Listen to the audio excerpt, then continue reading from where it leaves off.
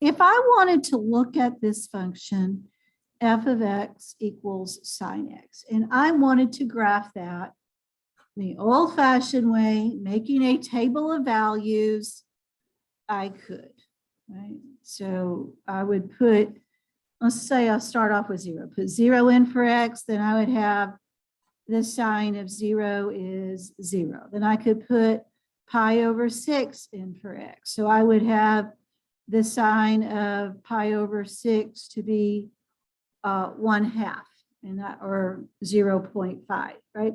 And I could keep going and going and picking values.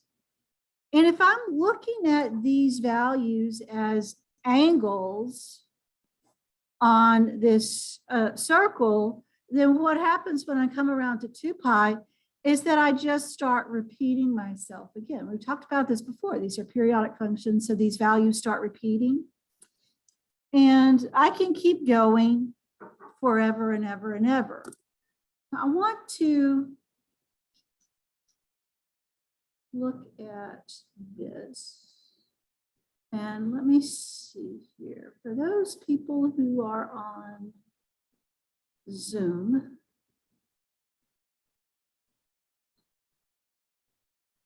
I want to share my screen.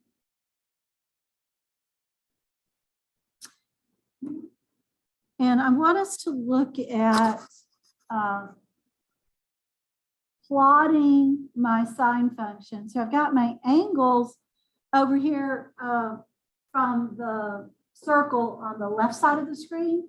And I'm going to plot those points that are in my table that I was just looking at on the graph on the right side. It's kind of hard to tell, but along the x-axis here, this says pi over 2, pi, and pi over 2. So you've got those marked off every pi over 2 units. So let me start my animation here.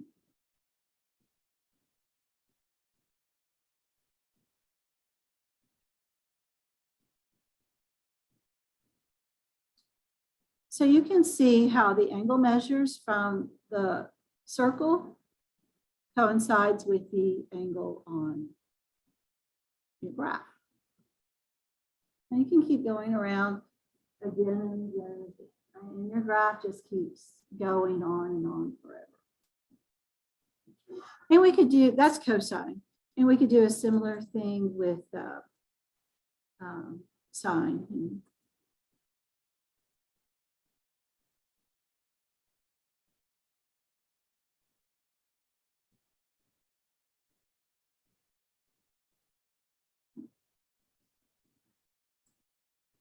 Okay, so when we're looking at the graphs of these functions, we see they're all curvy. You know, I've probably heard of sine waves before.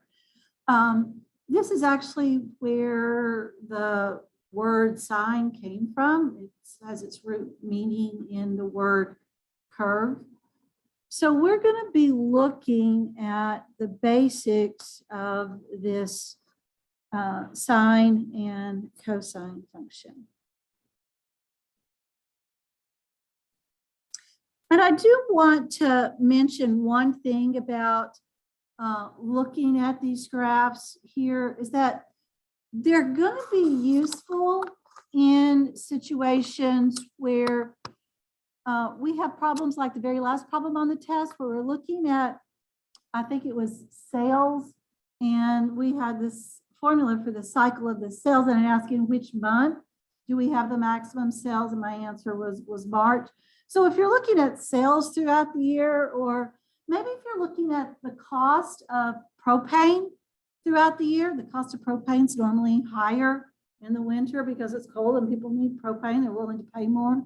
Maybe you're looking at the height of the tide throughout the day, high and low tide.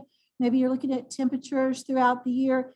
Any of these things that have events that happen in cycles can be represented with some type of sine or cosine function. And these sine or cosine graphs are called sinusoidal.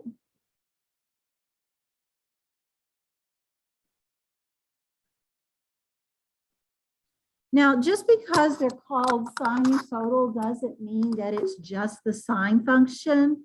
A sinusoidal graph could be sine or cosine, because the only difference between sine and cosine is like that 90 degrees minus theta, that cotangent function there.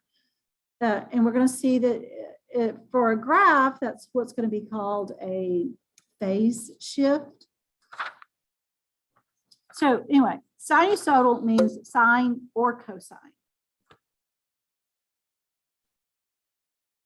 All right, my domain are my x values, right? This is from left to right on your graph.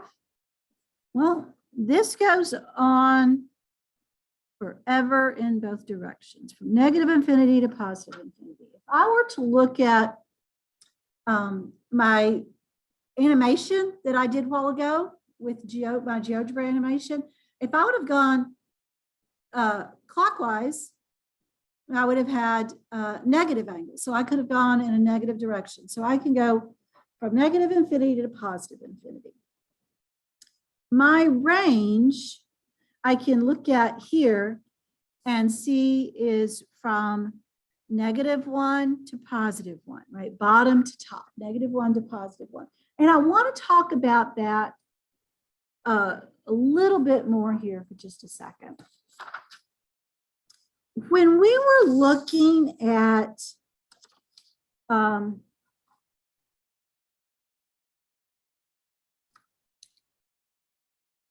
the right triangle definitions of sine and cosine, we couldn't look at an angle that was 90 degrees or anything more than 90 degrees because it wouldn't be in a right triangle that already had a 90-degree angle in it. But we could look at what was called a circular definition. So if I had this angle here and I wanted to find the sine value of that angle, then I would look at this definition of y over r, right? Opposite over hypotenuse. But this is a right triangle. And remember that in a right triangle, the hypotenuse is always the longest side. So this r is always going to be longer than this y. This r value is always going to be bigger, and this is going to be smaller unless you're like right at a straight up and down when they're equal. So this ratio here is always going to be less than 1, right? And if I'm looking at numbers in different quadrants with negatives, I know that -1 is the smallest that this could be, right? Because you're based on the fact that this is a ratio and this r value is on the bottom part of the fraction, it's the bigger one. So this number is less than 1 here. So my maximum value that I can have is 1, right? When y and r are equal, that means when you're on this 90-degree angle here, your maximum value is 1, your minimum value is -1. And you see that on a unit circle, right? This is the point 0, 1. This is the point 0, -1. Right? No matter what your radius is, when you simplify your ratio, you're going to get 1 and -1 for those points. Now your y-intercept is where your line crosses the y-axis. So your y-intercept here is at 0. Let me give y'all a minute to do the same type of thing for cosine. Okay, domain and range, the same, maximum, minimum, it's the same thing as cosine. I'm sorry, same thing as sine. except for the y-intercept. The y-intercept is 1. That's where it crosses your y-axis. So these graphs look just alike, except for one is shifted to the left or to the right, depending on how you look at it. And this is called a phase shift. We'll talk more about that later. We know from the cofunction identities that sine x is cosine of 90 minus x. Remember that complementary angles are two angles that add to give you 90 degrees. So if you have like the sine of 30 degrees, that's going to be the same thing as the cosine of 60 degrees, right? 90 minus that. Cosine is called cosine because co means complementary. This is the angle that is complementary to 30 degrees, which would be 60 degrees. Okay, this is my general form of the equation of sinusoidal functions. This is the general form that our book uses. There are other forms that other textbooks use. And occasionally in my math lab, you will see a problem that's worked out and their final answer will be in a different form other than what we use. I don't know why they put different types of problems from our textbook in there, but they do, so just know that. I want you to think back about the parabola formulas that you learned in college algebra. College algebra, and you don't need to write this down. Looking at parabolas, you had this as your general form for the vertex form of a parabola.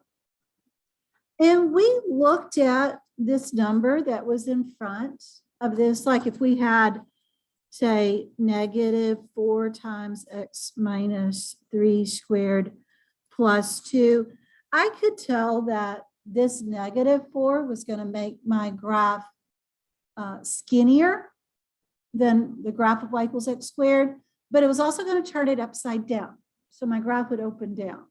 And I could tell that this shifted my graph 3 units to the right, and this shifted my graph 2 units up. My college algebra student did this today in class, as a matter of fact. And it's just kind of opposite of what you would think would happen, right? You would think that with the -3 here, that it would be shifting in a negative direction. It would shift to the left, but it doesn't. It shifts to the right 3 units. But this stuff that you did in college algebra with all these different ways that we could change this graph, this same concept is what we're going to be doing in this unit, talking about graphs of sine and cosine.